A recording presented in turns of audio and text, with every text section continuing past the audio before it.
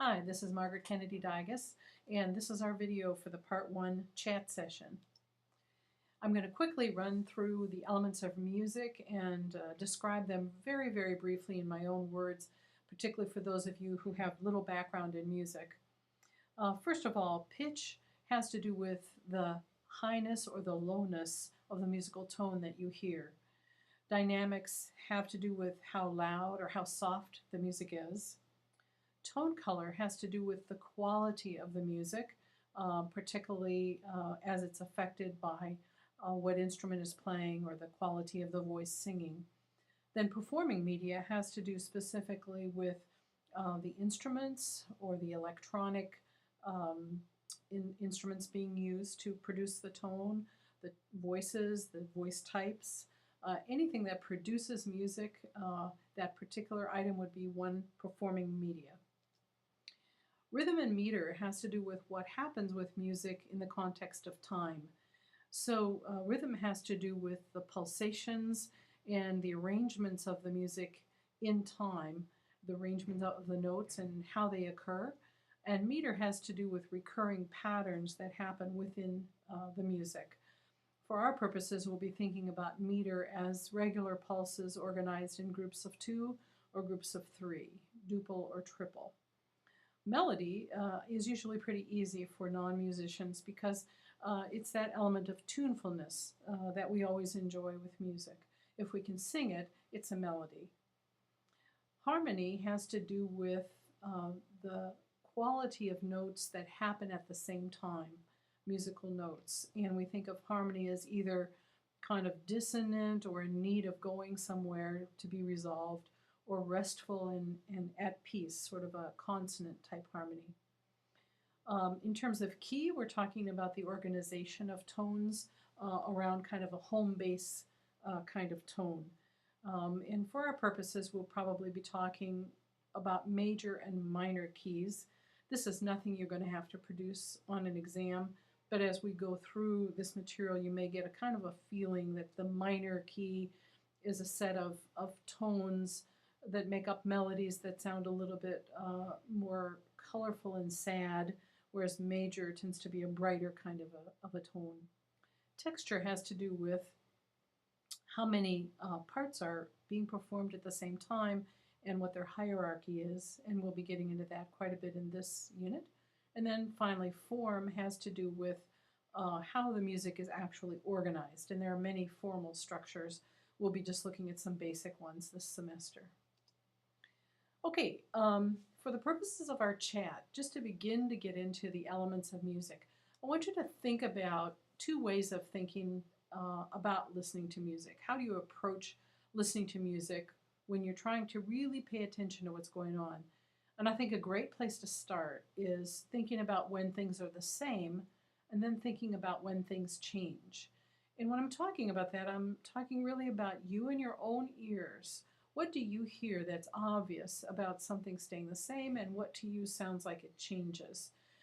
You'll be assisted, of course, by our listening outlines, but I'm particularly interested in this chat and in your forum discussion about what you are noticing and what seems obvious to you.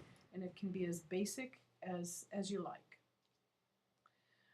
I thought, too, that we might think of 3 different dimensions that are at play when we're listening to music.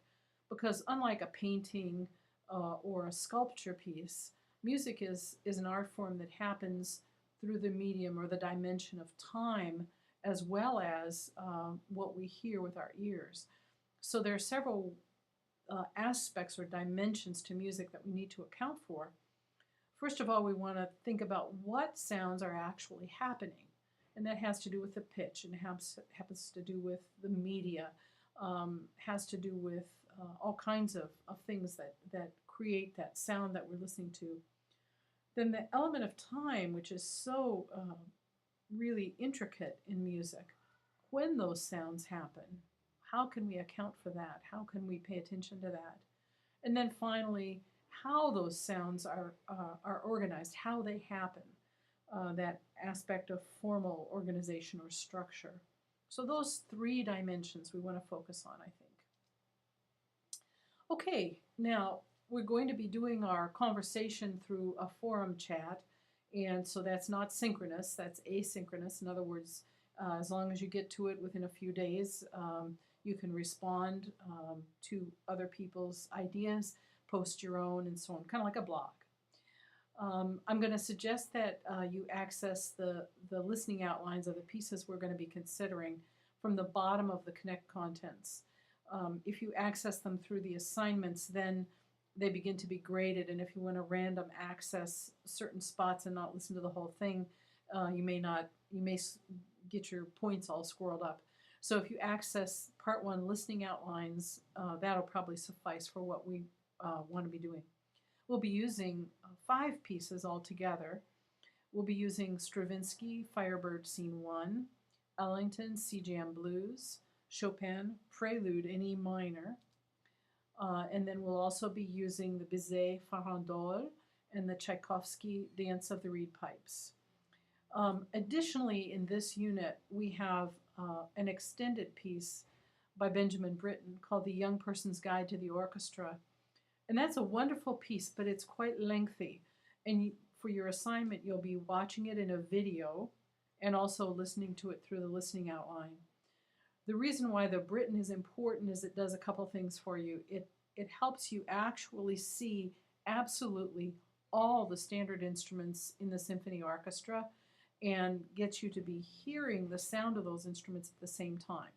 It's the only piece we'll be working on this semester that really does that for you, introduces you to those sounds and with the visualization of them. But the piece is long and rather sophisticated, so I think for our chat purposes, we'll set that aside and leave that for the assignment process. These other pieces are all rather short. They're pretty straightforward, and I think that you'll enjoy paying attention to them.